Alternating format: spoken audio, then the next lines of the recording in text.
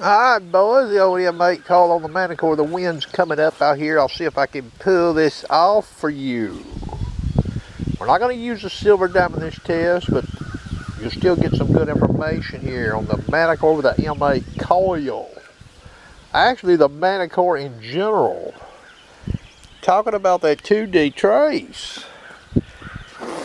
Now, I've got some foil under that first board there, and you see that clad dime, and we'll look at that a little closer in a minute.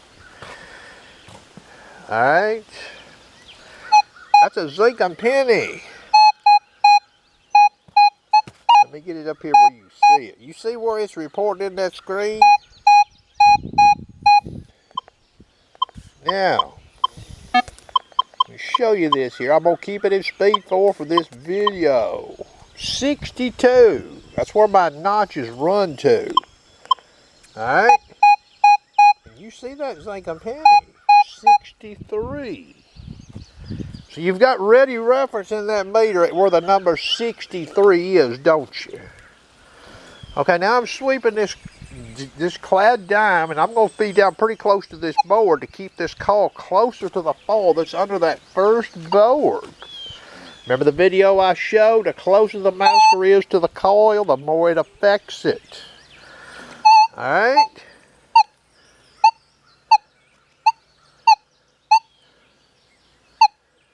That may, before I guess what I need to do, I need to take the disc out of this machine. I'm going to go back to default. That's what I'm doing right now.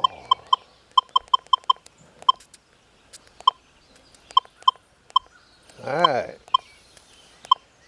So now we're back in default. No disc except for the 0 through 4, right? Now watch what happens here.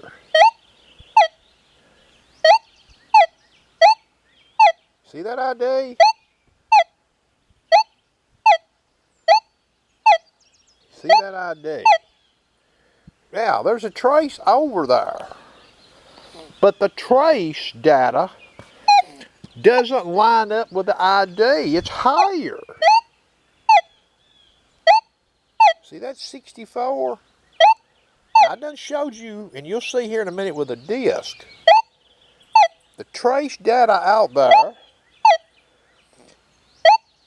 runs well past the ID in that machine. You notice, we don't see when we sweep this coil here,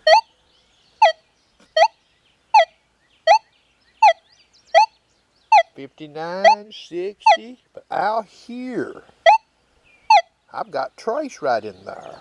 Now, it's not very bright, even at speed 4. So I might think, you know, sweeping that, you know, I might suspect a zinc and penny maybe. Maybe I would suspect, oh, there's a little piece of foil down there and all this zinc and penny and, okay. So that trace is over there. But it extends past 64 in that meter.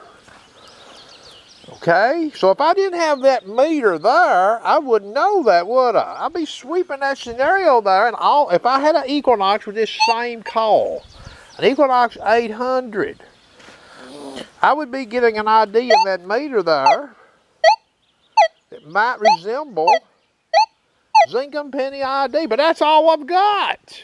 Now I'm in one region all tones here. See that? So that's all I would have. One ID number and the tone. Well, you get to hear this machine in the tone. You get to see the ID. 66 is about the highest number I ever see come in that window. A lot of 61s, 64s, and 5s. Okay, now I'm back over here on this zinc and penny. You see that? But that trace that I got on this, even though it was outrunning the ID. Okay, now remember what I said about the ID on this scenario with basically practically no disc. Now we're going to go back in here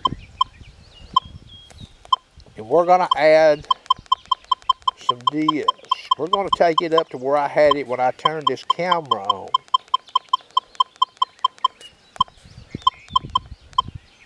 $63. I believe that's where I had it. Let's see here.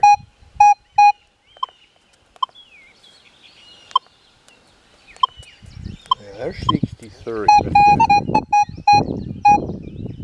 Let it refresh. So you're going to see that in there. Okay, now we're going to come back over here again.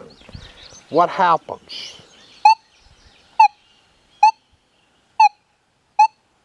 Now I'm seeing some higher ID in there. Look at that. There's a 70. I've never seen a 70 before. Look where the trace is.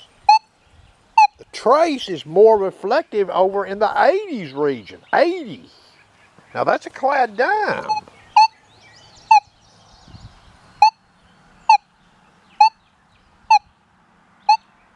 So what I'm saying is, I still wouldn't suspect that's a clad dime based purely on the ID with this detector. And if I had an Equinox 800 without a 2D screen, running a call similar to that over this, see what I'm saying? You see that trace out there? It's outrun the ID. See the meter? Look at the meter reading. Look at the trace.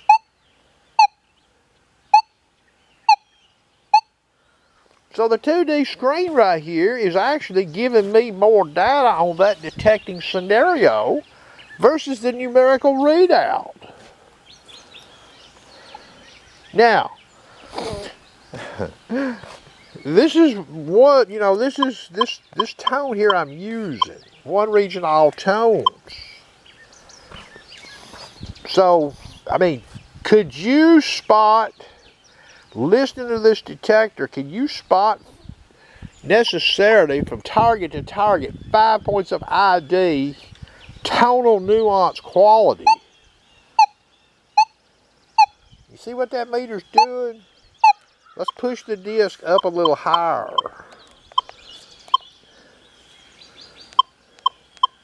All right, now we're at 67. All right, what happens? See there, now I got a 71 in the meter. And look where the disc line is, and look where the trace is. See what I'm saying? Look at there, that trace is, that's, I told you just what I set that disc to. Look at there, 67. But look where that trace is. It's farther than the 68 in that meter, meaning they don't correspond. See that?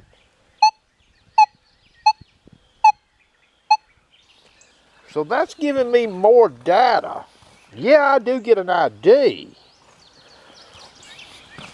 but the ID is not, you know, per screen. That's, remember, that's 67 I've got it disc, okay?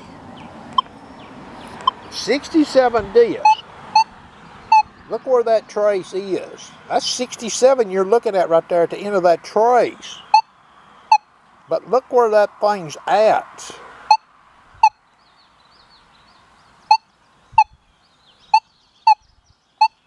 See it out there? So I'm going to lift this up. You see that little piece of foil there? That's it. One clad dime, one piece of foil. So could the 2D screen there have helped me? If I would have had an Equinox 800 user and they would have had a similar size coil, even maybe the 6-inch coil they make for that machine, which user of which model, if they had to bet their entire life that there was a higher conductor down there than a zinc and penny, which one would risk losing their money or winning the money? You see what I'm saying? So it's not, you know, the 2D screen does have some uses. That's going to conclude the video.